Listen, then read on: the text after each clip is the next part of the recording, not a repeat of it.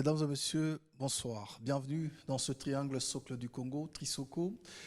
Nous revenons aujourd'hui pour parler et partir d'une simple question. Les institutions internationales ont-elles démontré leurs limites?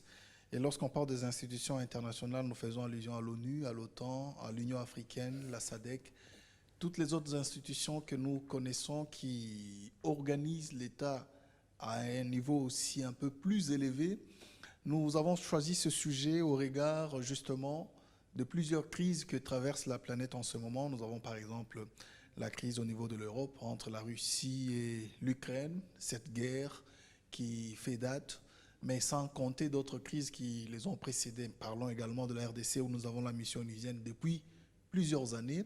Alors, sur ce plateau, M. Dieudonné Bifouman, bonsoir. Bonsoir. Vous allez bien? Très bien. Le sujet, il est déjà évocateur. Nous parlons des institutions internationales. Vous, apparemment, vous avez une autre lecture de la mission, effectivement, qui devrait accomplir ces institutions telles que l'ONU dans la régulation de relations et même des conflits entre les États. Oui, c'est-à-dire pour apprécier une institution, il faut partir de sa genèse. Pourquoi on l'a créée? Parce que la fonction crée l'organe dans ces conditions-là. Qu'est-ce qui s'est présenté comme problème qu'on a voulu résoudre en créant telle institution? L'ONU, par exemple. L'ONU, par exemple, c'est pas après la Première Guerre mondiale. Avant la Première Guerre mondiale, il n'y avait pas une raison valable une structure supra-étatique qui régulait les choses du monde. Il y avait des petits accords entre pays, mais pas comme telle une structure supranationale. Et après la Première Guerre mondiale, le monde s'est réuni, c'est-à-dire les acteurs principaux du monde s'étaient réunis pour dire créons ce qu'ils avaient appelé la Société des Nations, qui était une super structure. Malheureusement, parce que c'était créé en 1921, moins de 20 ans après, la deuxième guerre mondiale est arrivée. Ce qui veut dire que cette structure-là n'avait pas eu le temps de jouer son rôle. On n'avait pas la possibilité, l'efficacité de jouer son rôle. Et la Deuxième Guerre mondiale a fait ce qu'elle a fait. On arrive à la fin de la Deuxième Guerre mondiale. Les acteurs des nations s'étaient aussi réunis pour dire, bon, nous venons de connaître 2 guerres mondiales en l'espace de 30 ans. Est-ce que c'est normal pour une humanité? Parce que l'humanité est une. Nous vivons tous sur une même planète. Faut-il vivre de telles atrocités en un temps record? Bon, créons quelque chose de plus performant, plus efficace que la Société des Nations. C'est ainsi qu'ils ont créé l'Organisation des Nations Unies. Bon, qui a fait ses preuves. On ne peut pas dire que c'est une racaille, non. L'ONU a quand même joué, ou continue à jouer un rôle très important sur cette planète. Si l'ONU n'existait pas, il y aurait eu encore beaucoup de bévues à travers le monde. Quand vous parlez de rôle important, il faut quand même parler aussi des preuves dont vous faites allusion. On parle, par exemple, on accuse l'ONU, par exemple, de n'avoir jamais terminé une guerre et que ses missions ont toujours échoué. Partout, on les déploie. Vous avez-vous une autre expérience réussie, par exemple? Non, c'est-à-dire, l'ONU n'a pas seulement été créée pour la guerre ou pour terminer les guerres. L'ONU n'a pas été créée pour terminer les guerres. Parce que si telle était la vocation de l'ONU, on aurait une armée internationale. Comme ça, quelque part, on fait des désordres, l'armée s'impose et puis on termine la guerre. Mais la vocation de l'ONU, c'est d'aider les États à résoudre leurs problèmes qui peuvent être économiques, parce que l'ONU a ses branches spécialisées qui agissent sur le plan économique, sur le plan de l'éducation, sur le plan culturel, et ainsi de suite.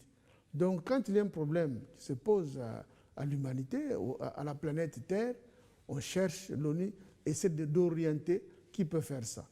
Maintenant, dans l'efficacité, est-ce que ceux qui reçoivent la charge par l'ONU de régler ces problèmes, est-ce qu'ils le font bien? Ça, c'est notre question. Ça, c'est notre... Donc, on doit être méticuleux. Non, mais c'est à partir de là que nous allons peut-être évaluer la réussite de ces expériences qui sont plusieurs fois décriées. Mais je voudrais peut-être, avant de continuer, qu'on écoute l'un des grands qui est passé comme président de la République en France, Emmanuel Macron, qui venait d'être reçu il y a quelques mois à l'Élysée par l'un de ses successeurs, Emmanuel Macron, l'actuel président, qui parle notamment des limites de ces institutions internationales pour lesquelles les missions devraient être peut-être requalifiées. Je vous propose d'abord de l'écouter, puis on va revenir. La situation internationale, je ne l'apprendrai à personne, est grave et suscite de très légitimes inquiétudes. Ces inquiétudes et cette gravité imposent à chacun de garder un grand sang-froid. J'observe que l'agressivité, et le mot est faible, dans les relations internationales, ne cesse de se déchaîner semaine après semaine. Le temps de la désescalade doit venir. La seule voie possible, la seule, c'est la diplomatie. Car l'alternative à la diplomatie, c'est la guerre totale. Soit la diplomatie, soit la guerre totale. Et cela, je veux dire la guerre totale, aucun peuple à travers le monde ne peut le souhaiter. C'est la raison pour laquelle j'ai approuvé la démarche du président Macron lorsqu'il est allé à Moscou.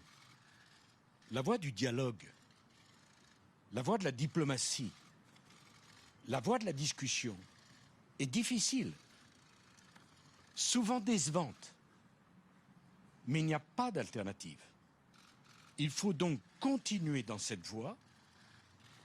Il n'y a pas d'autre choix. Et si la France ne le fait pas, personne ne le fera à la place de la France. C'est cette voie qu'il faut emprunter. Et enfin, je pense qu'il va falloir faire preuve d'imagination et de créativité pour créer les conditions de l'installation de nouvelles institutions multilatérales. Aujourd'hui, plus rien ne marche. L'OTAN, ça ne fonctionne pas. Le G7, ça ne fonctionne pas. Le G20, dont j'ai voulu la création, ça ne fonctionne pas.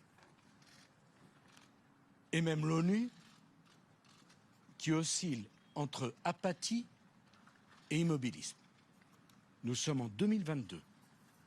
Il est temps d'inventer les institutions qui permettront le multilatéralisme du XXIe siècle. Là, vous écoutez justement l'une des personnalités qui a mené des grandes croisades pendant qu'il était à l'Élysée. Vous vous rappelez de la guerre de la Libye et ce qui est devenu la Libye aujourd'hui, c'était avec l'OTAN notamment. Quand vous regardez, quand vous vous rappelez aussi de l'Irak, ce qui est devenu l'Irak, l'Afghanistan, tous ces pays où l'intervention de l'OTAN était musclée, nous ne pouvons pas dire que non, ces institutions-là ont été, c'est vrai, à la hauteur pour détruire, mais pour reconstruire et aussi bien donner à l'humanité la paix qu'il faut. Et même lui, il le reconnaît, disant qu'il faut des nouvelles institutions qui pourraient gérer les relations multilatérales entre États. Ça peut aussi être une illusion. Comment vous dites ça? Oui. Parce que lui estime qu'il y a deux choses, de l'une, soit l'autre. Point final. Soit la guerre, soit la diplomatie. Soit la guerre, soit la diplomatie. Voilà. Mais si on approfondissait la réflexion à travers le monde, est-ce qu'il n'y a que ces deux alternatives? Immédiatement, s'il se limite simplement à l'immédiateté ou au court terme, je peux dire, ça peut être ça. Ça peut être ça. Non, mais vous avez une autre alternative? Mais bien sûr. Oui, mais dites-nous. La raison pour laquelle je dis, si c'est l'immédiateté, c'est-à-dire le problème se pose immédiatement, il faut le résoudre, et il estime que pour le résoudre, il n'y a que la paix, il n'y a que la diplomatie ou la guerre, oui. Non, mais la violence est face aux besoins de la paix. J'arrive. Nous ne pouvons qu'être urgents. Et des solutions urgentes, c'est ce qui est bien. C'est-à-dire, lui On estime aimerait. que, donc pour la situation telle qu'elle se présente actuellement à travers le monde, soit la guerre, soit la diplomatie. Si c'est, je lui donne une raison, si c'est l'immédiateté, c'est-à-dire au jour d'aujourd'hui, qu'est-ce qu'il faut faire? Et à long terme? Mais à long terme, ce n'est pas ça. Ce n'est pas seulement ça. Je vous renvoie au pape Paul VI, qui a dit ceci: si vous voulez la paix, enseignez la paix. Ça, quand je parle de l'illusion, c'est ça. Vous voulez la paix? Oui, préparez la guerre. C'est un président français qui a dit ça, Valéry Giscard d'Estaing. Vous voulez la paix? Préparez la guerre. Ça, c'est une option. Maintenant, on se rend compte que c'est une illusion. Parce qu'ils ont préparé la guerre. Est-ce qu'ils ont eu cette paix-là? Rien. Non, mais Donc, apparemment, toutes les grandes puissances préparent que la guerre. Mais justement, c'est ça l'illusion. C'est la raison même d'existence des grandes C'est armes ça, qui sont en train mais d'être justement, montées dans des laboratoires. C'est ça l'illusion. L'illusion qui fait qu'on vous dit, si vous voulez la paix sur cette planète Terre, vous devez préparer la guerre. Donc, chercher l'uranium, inventer des armes nucléaires, tout ça, vous aurez la paix à travers ces actions-là. Et ça, c'est fou. Mais maintenant, la réalité nous démontre autre chose. La réalité nous démontre que malgré le fait que toutes ces grandes puissances aient préparé la guerre, ils n'ont pas de paix. Donc ce n'est plus une bonne voie. Ce n'est pas à long terme. Si c'est à court terme, ça c'est eux. Mais si c'est à long terme, excusez, on ne peut plus soutenir cette thèse en disant que si vous voulez la paix, préparez la guerre. Donc, la paix a un autre ingrédient fondamental. Lequel? C'est préparer la paix. Au lieu de vous voulez la paix, préparer la guerre, vous voulez la paix. Moi, j'appuie à 100% le pape le pape Paul VI, qui a dit, vous voulez la paix, préparez la paix, enseignez la paix. Parce que si l'humanité tout entière était fondée sur des enseignements pacifiques, depuis la maternelle jusqu'à aujourd'hui, ça serait étrange. On trouverait étrange quelqu'un qui viendrait avec des idées de guerre. Parce que l'humanité existe, c'est ce qu'on nous enseigne depuis que nous sommes enfants, la paix. Partout où vous irez, c'est le même discours de paix. Donc, si on veut la paix à travers la terre, parce que l'enseignement ne doit pas être ici à gauche, on enseigne la guerre, et puis à droite, on enseigne la paix. Non. C'est toute l'humanité qui doit se jeter dans cette logique de paix. Et quand vous parlez de l'enseignement de la paix, ça pourrait peut-être être possible dans les limites des frontières de chaque nation. Mais vous savez, les rapports maintenant, au niveau entre États, il y a beaucoup d'hypocrisie et ce qui est beaucoup plus subtil, c'est des intérêts et l'égoïsme s'infiltre dans ces relations. Vous ne pensez pas qu'on continuera qu'à échouer? Mais justement, c'est ça le fondement de la réflexion. Comment le monde doit-il être organisé? Ça pose beaucoup de problèmes pour lesquels nous n'avons pas nécessairement de solution maintenant. Comment le monde doit-il être organisé pour éviter la guerre? Ça, c'est une question aussi que l'homme peut se poser, les chercheurs peuvent se poser. Est-ce que le monde a commencé avec les États? Ça, ce sont des questions. Quand les États n'existaient pas encore, quels étaient les rapports entre les hommes? Non, mais les rapports n'étaient pas toujours tendres. Hein. Ça, il faut qu'on Mais s'en justement, rappelle. et cela va nous amener très loin de la réflexion. Pour dire maintenant qui est l'homme, quelle est sa philosophie fondamentale, pourquoi y a-t-il des divergences fondamentales entre les hommes. Et cela va vous amener même vers Dieu. Et vous, Dieu, pourquoi vous nous avez créés avec tant de divergences pour que nous puissions nous bagarrer sur terre? C'est comme si ça vous fait plaisir, vous Dieu, de nous voir nous entredéchirer, de faire la guerre. Voilà les questions qu'elle... Et vous pensez que c'est la faute de Dieu? Non, on ne peut pas dire que c'est la faute de Dieu. Et alors, mais c'est lui qui nous a créés. Tout ce que nous vivons Comment ici. vous le mêlez dans tout ça? Mais non, c'est une façon de réfléchir. C'est-à-dire, quand on réfléchit, on peut aller au-delà de ce que les gens voient. Donc, c'est comme sur le plan scientifique, tout homme de science, ça c'est Einstein qui le dit même, tout homme de science qui va au-delà de sa science arrive devant des énigmes pour lesquelles il n'a pas de solution et il se rabat sur Dieu. C'est-à-dire, il y réfléchit par de tels questionnements et puis vous dites non, moi homme, je suis incapable de résoudre cette énigme. Il n'y a qu'un esprit supérieur qui a fait ça, c'est Dieu. Alors Nicolas Sarkozy parle également de faire preuve d'imagination. Mais nous sommes dans ça. Oui. Quand tout ce que j'ai dit maintenant, on renvoie... Paul VI, il a réfléchi. Oui, faire preuve d'imagination, mais d'innovation aussi. Mais c'est tout ça. Lorsque nous constatons, est-ce que les États, les puissances surtout, qui ont des intérêts, et même dans les États aussi faibles, qui s'appuient, en fait, qui exploitent même des États, qui sont des peuples même qui sont faibles, vous pensez qu'avec déjà ces positions égoïstes, ces relations entre dominants et dominés, et plus tard on parviendra à cette paix? Mais justement, c'est ça qui nous oblige, nous, êtres humains, à comprendre notre humanité. Comment notre humanité a-t-elle évolué? Parce que les problèmes, les crises, ça ne commence pas d'aujourd'hui, c'est par un fait récent. Le 15 mai 1891, le pape Léon XIII a lancé son encyclique Rerum Novarum, les choses nouvelles. Mais dans son raisonnement, il était parti de quoi? Mais d'une réalité internationale.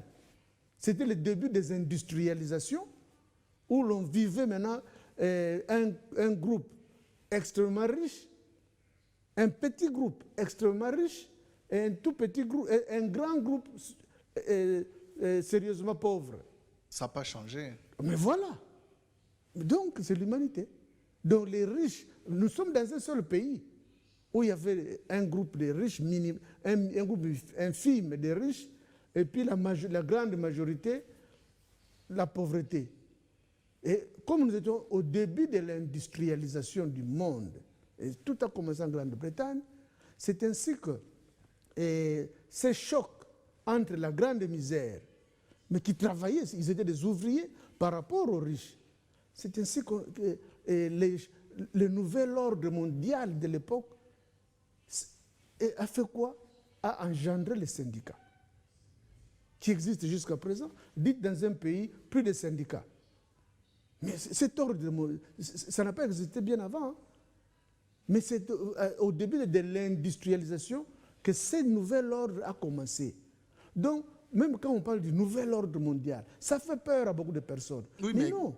Ce nouvel ordre mondial, parce que apparemment, beaucoup de gens voudraient bien voir à quoi il ressemble.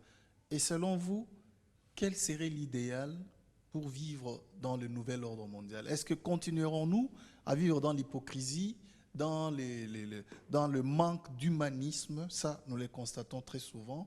Est-ce que continuerons-nous à vivre toujours dans ce système qui exclut les uns, la discrimination existe, où vous voyez dans un coin du monde beaucoup de gens meurent? C'est à l'exemple de notre pays qui a perdu des millions de personnes au bout de quelques vingtaines d'années, pendant que lorsqu'il y a un seul mort aux États-Unis, en France, c'est tout un regret au niveau national et que c'est tout le pays qui s'arrête, pendant que chez nous, on peut vivre des morts sans pour autant qu'on s'en inquiète. Mais justement, quand j'exige toujours qu'il faut mettre en exergue la réflexion approfondie, c'est ça.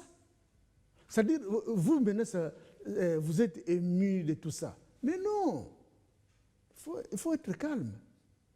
C'est-à-dire, en amont, il y a une crise et au milieu, on s'en rend compte, il y a une prise de conscience face à cette crise ou soit à ce dysfonctionnement, maintenant on réfléchit et en aval, on donne une solution. Mais apparemment, les puissants ne sont pas prêts à céder une partie de leurs privilèges. Ça, on le sait aussi. C'est un paramètre dans la réflexion. Nous, si nous considérons... Non, mais vous savez également que les résultats d'une réflexion ne s'imposent pas toujours à tous. Non. C'est-à-dire un État ou un groupe, pas nécessairement, même dans une église, considérons que c'est un groupe. Quand dans le groupe, vous constatez qu'il y a une crise, il y a un dysfonctionnement, ou il y a quelque chose qui semble être en défaveur du groupe, les gens doivent réfléchir et faire une proposition en disant, bon, face à cette difficulté, voici la réflexion, voici la solution que nous proposons et nous évoluons. Celle qui peut être une solution, peut-être au moment M, c'est la meilleure solution, mais M plus 1, c'est-à-dire ce moment-là plus une année après, ça devient une mauvaise solution. Donc c'est ça la réflexion. Mais entre-temps, il y a des personnes qui perdent, et même des pertes en vie humaine. Là, ce n'est pas ça qui doit nous émouvoir. Non, mais qu'est-ce qui pourrait, par exemple, empêcher la RDC et le Rwanda d'avoir des relations beaucoup plus transparentes dans leur façon de vivre, lorsque nous savons que nous partageons beaucoup de choses en commun? Mais justement, mais moi j'ai toujours dit, les Rwandais ne mettent pas la sagesse devant eux. Est-ce qu'ils ont réfléchi pour se dire, quelle sera la RDC dans 10-15 ans? Ils doivent projeter la RDC dans 10-15 ans. Mais lorsqu'ils se disent, qu'est-ce qu'on peut profiter pendant ce moment du désordre, justement, mais quelqu'un qui projette en disant, dans 10-15 ans, la RDC pourrait devenir ceci. Maintenant, dans ces 10-15 ans-là, est-ce que j'aurai encore cette possibilité de les déranger? Vraiment, vous croyez que le Rwanda, tel qu'il est, il peut envahir tout le Congo de l'Est, Ouest, Nord, Sud? Est-ce qu'il peut se dire que c'est ça? Non, peut-être qu'il n'a pas besoin de prendre le Congo, tous les Congos. Mais entre-temps, on vous parle de pillage, on vous parle de meurtre. Est-ce qu'il faut négliger ça? Si eux doivent fonder les réflexions par rapport à cette sagesse. Mais nous, Congolais, quand nous vivons ça, qu'est-ce que nous devons faire? Nous devons aller supplier les Rwandais pour dire « Rwanda, ne me dérange pas, faites ceci ». Mais non, c'est nous-mêmes qui sommes bêtes. Nous devrions dire « les Rwandais me fait ça ». Bon, moi, je m'organise pour mettre un terme à ça. C'est tout. On n'a pas à beaucoup réfléchir, on n'a pas à perdre du temps, tout ça. Nous devons faire maintenant l'introspection à nous-mêmes. Qu'est-ce que nous devons faire pour terminer cette affaire? Donc, dans la réflexion, nous savons qu'il y a des traîtres, nous savons qu'il y a ceci. Prenez ça comme des paramètres de réflexion. Avec l'existence des traîtres, avec l'existence des gens qui font ceci, qu'est-ce que nous pouvons faire? C'est là qu'on va trouver toutes ces solutions-là. Donc, on ne peut pas perdre beaucoup de temps dans la plainte pour n'importe quel problème. Aujourd'hui, nous parlons des changements climatiques. Mais le monde ne se plaint pas. Le monde cherche des solutions. Mais la fois passée, j'avais dit, parmi les solutions, maintenant, quelle solution le monde va trouver par rapport à la vitesse de rotation du système solaire ou à la vitesse de rotation de la galaxie? Non, mais là, vous voulez mettre les gens devant un fait accompli. Non, mais parce que les conséquences, peut-être que la vitesse de rotation de notre galaxie, la Voie lactée, comme la vitesse de rotation de notre système solaire, peut-être que ça peut influencer aussi les réchauffements climatiques, dans la mesure où la planète Terre n'a pas commencé telle qu'elle est aujourd'hui. Elle était plus froide qu'avant. Maintenant, elle se réchauffe de plus en plus. Mais qui a fait qu'au départ, les réchauffements puissent exister? Est-ce que c'est l'homme? Donc, c'est pour dire que les réflexions, nous devons les pousser toujours plus loin. Alors, même quand on parle du nouvel ordre mondial, ça fait peur aux gens. Ça ne devait pas faire peur aux gens. On doit aller systématiquement, domaine par domaine. Il n'est pas dit que tout doit changer à travers le monde. Mais sur le plan spirituel, par exemple, commençons par exemple, nous, notre émission Trisoko, Triangle Socle du Congo, nous avons distingué 3 socles. Il y a la spiritualité, l'agriculture et les impôts. Bon, maintenant, prenons le cas de la spiritualité. Est-ce que ce qui se passe à travers le monde, est-ce que ça peut entraîner un nouvel ordre sur le plan spirituel? La réponse, c'est possible. On ne peut pas dire non, mais c'est possible.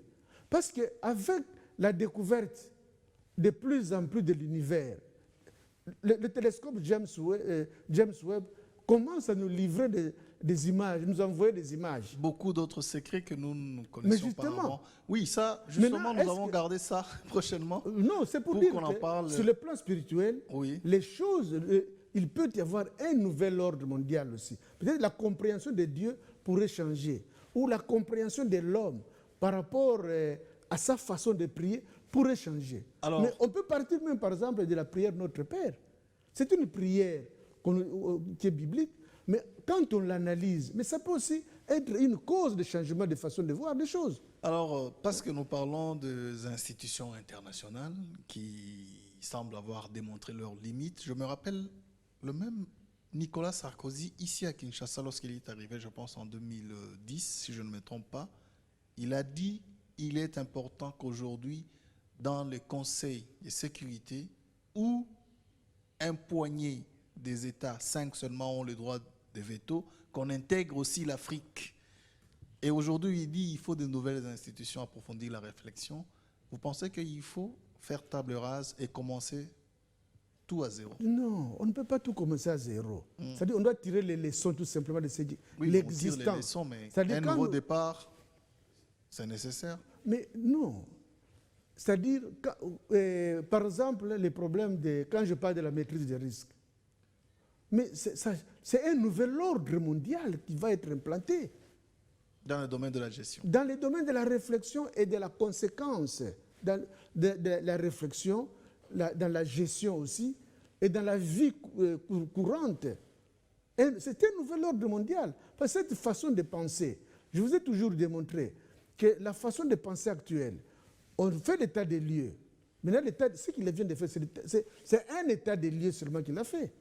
Que le monde ne va pas, les institutions, ceci. C'est un état des lieux. C'est pas faux.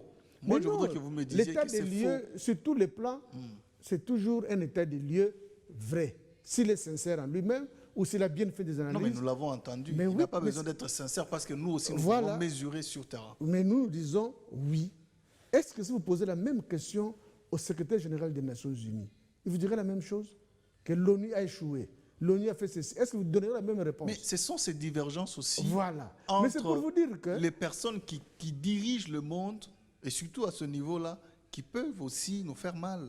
Mais c'est ça, raison pour laquelle ne vous laissez pas entraîner par ce que tel a dit, tel a dit. Non. Lui a donné son état des lieux. Et quand on l'analyse, est-ce que l'OTAN a des faiblesses? La réponse est oui. Est-ce que l'ONU a des faiblesses? La réponse est oui. Les G7, tout ce qu'il a dit là-bas. Donc, il y a des faiblesses dans toutes ces structures-là. Et c'est comme chez nous au Congo, je ne sais pas si vous l'avez appris, il y a eu même des manifestations contre les casques bleus. Bon, on ne peut pas encourager la violence. Est-ce que la MONUSCO aujourd'hui, la MONUSCO a intérêt à rapatrier les corps de ces 3 soldats. C'est vrai que les Congolais sont morts aussi nombreux au cours de ces violences la semaine passée. Est-ce que la MONUSCO fait bien son travail? Oui, voilà. Là aussi, il y a des faiblesses. Donc, reconnaître l'état des lieux, ce n'est pas un problème, ce n'est pas suffisant. Parce que même un enfant peut reconnaître un état des lieux. Un enfant de l'école primaire, tout ça, peut reconnaître un état des lieux. Ici, ça ne marche pas bien. Mais le plus important, ça c'est une prise de conscience, quand elle est communautaire, c'est très bien. Mais le plus important, ce n'est pas se plaindre. Surtout quand vous êtes au niveau de la gestion des choses, vous devez, devant l'état des lieux, vous reconnaissez l'état des lieux, mais vous ne devez pas perdre votre temps aux plaintes.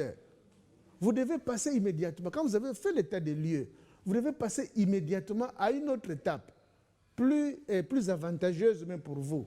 Or, j'ai toujours dit que la première étape qu'on nous proposait toujours, qu'on nous propose jusqu'à présent, c'est de dire quelles sont les causes. Quelles sont les causes de la faiblesse des Nations Unies? Quelles sont les causes de la faiblesse de l'OTAN? C'est ça la démarche qu'on nous propose. Et puis après, quand vous avez recensé quelques causes, vous dites maintenant quelles sont les pistes de solution. Et je vous ai dit que cette démarche-là ne produit pas nécessairement de bons résultats, a beaucoup de failles. C'est justement cette démarche qui démontre que qui a été appliquée pour la RDC, pour les Nations Unies et autres, c'est cette démarche qui démontre les grandes faiblesses. Donc, quand on doit chercher un nouvel ordre mondial, c'est-à-dire chercher à changer l'évolution des choses, il faut aussi récuser cette démarche, cette façon de réfléchir qui vous amène à de tels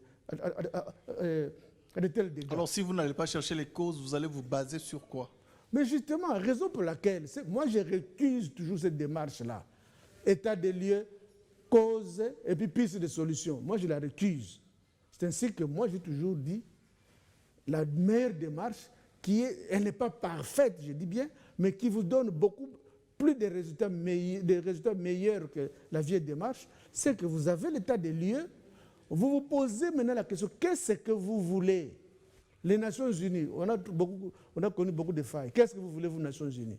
Ah, nous voulons consolider la paix à travers le monde. Ah bon? Maintenant, qu'est-ce qui vous empêche de consolider cette paix? Maintenant, vous commencez à lister les différents risques qui vous empêchent, qui peuvent vous empêcher d'atteindre vos objectifs. Donc, la définition des objectifs doit être la deuxième étape. Et la troisième étape, maintenant, c'est la recherche des risques qui vous empêchent, ou des événements qui peuvent vous empêcher d'atteindre les résultats. C'est ça. Et puis, quand vous allez commencer à gérer élément par élément, vous aurez des bonnes solutions appropriées. Et à chaque moment, vous aurez la possibilité d'anticiper que cette solution que nous avions arrêtée aujourd'hui, 2 mois après, vous sentez que non, elle commence à devenir faible. Avant même que les dégâts ne commencent, vous anticipez, vous cherchez à changer. C'est une démarche. Est-ce que l'humanité est dans ça? Certaines institutions, oui. Certaines entreprises, oui. Mais dans l'ensemble, non. La grande majorité, c'est non. Alors, abordons d'abord, allons dans ce sens-là. Vous allez voir que les résultats, donc l'atteinte des objectifs sera meilleure, plus importante que maintenant. Mais malheureusement, le monde continue à basculer encore dans la violence, dans le manque d'humanisme.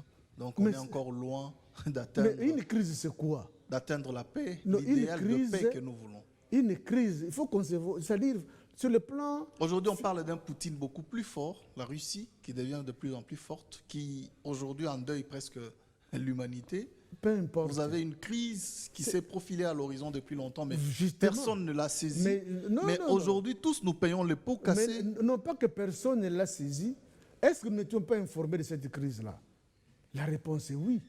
Est-ce que nous avons changé pour nous adapter à cette crise-là? La réponse est non. Maintenant, que voulez-vous? Vous devez subir les conséquences. Parce que toute crise est, moi, sur le plan philosophique ou sur le plan métaphysique, j'ai toujours défini la crise comme étant une invitation au changement. Quand vous êtes devant une crise, surtout de ce genre, c'est qu'on vous invite à changer.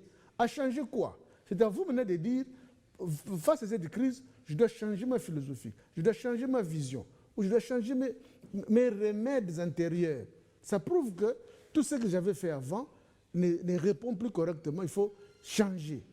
Et en changeant, vous pouvez peut-être tâtonner, mais vous arriverez certainement à un équilibre satisfaisant. Mais est-ce que nous faisons ça? Une crise est là, on constate, on se moque de ça, les gens en font même des théâtres pour rigoler, tout ça. Alors qu'il faut la réflexion pour juguler cette crise-là. Mais c'est une occasion pour rigoler, pour faire du théâtre, pour faire ceci ou cela. C'est ça le malheur. Et la crise comme Corona nous a apporté des changements parce que nous l'avons traversée tous. Ah, donc rien n'a changé après le Corona. Non, mais je pose la question. Mais bien sûr.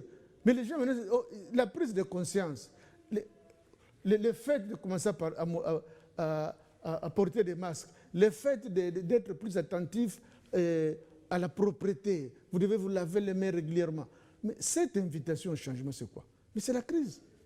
Il y a d'autres événements, peut-être d'autres actions qu'ils vont nous proposer à l'avenir. Beaucoup de personnes se sont fait vacciner plus de 5 fois. Mais quelqu'un qui accepte de se faire vacciner pour une maladie, à moins d'une année ou à moins de 2 ans, plus de 5 fois. Mais c'est un changement quand même que cela a créé. Et voilà, nous tendons déjà vers la fin parce qu'il nous reste juste 1 minute et je voudrais que vous puissiez conclure en nous disant clairement quel pourrait être l'avenir de l'humanité avec toutes ces institutions qui ont clairement démontré leurs limites? L'humanité ne sera jamais parfaite. Oui, mais ça, c'est Il y bon, aura toujours quelque chose qui va nous déranger. Ce qui va nous déranger peut être interne en ce qui nous concerne, nous, les êtres humains, comme ça pourrait être externe. Parce que s'il y a 3, 4 astéroïdes qui venaient s'abattre sur la planète Terre, que ce soit les Russes ou les Américains, même s'ils se battent aujourd'hui, ils vont arrêter la guerre pour s'occuper d'abord de l'astéroïde. C'est comme Corona a aidé le monde à se Mais concentrer justement, sur... donc c'est pour dire que nous n'aurons jamais la perfection sur cette terre. On ne peut pas rêver la perfection. Mais ce qui nous est nécessaire, ce que nous devons rechercher, c'est cette capacité de chercher à nous adapter, d'abord à juguler les crises et à nous adapter à mieux faire. La résilience, c'est ça. Beaucoup de pays vivent le choc d'une crise, mais compte tenu de leur résilience, c'est-à-dire cette capacité d'affronter la crise, ils s'en sortent, même si ça peut les déranger, mais après, ils s'adaptent. Donc c'est ce que nous devons développer, la résilience. Nous, en RDC, le corona nous a attaqués. Est-ce que... On annonçait même des catastrophes ici. Voilà. Mais est-ce que nous pouvons dire que il y a eu, après le corona, il y a eu beaucoup de personnes qui ont souffert de la malnutrition? Les taux de personnes qui souffraient de la malnutrition avant le corona est resté le même. C'est que le corona ne nous a pas dérangés d'une façon sérieuse chez nous. Même à travers le monde. Vous avez appris qu'en France, les gens crevaient de faim parce qu'il y a eu corona. Mais non, parce qu'ils ont eu une certaine résilience, ils ont résisté, ils sont adaptés facilement. C'est ça qu'on doit rechercher auprès de l'homme. Les crises viendront toujours.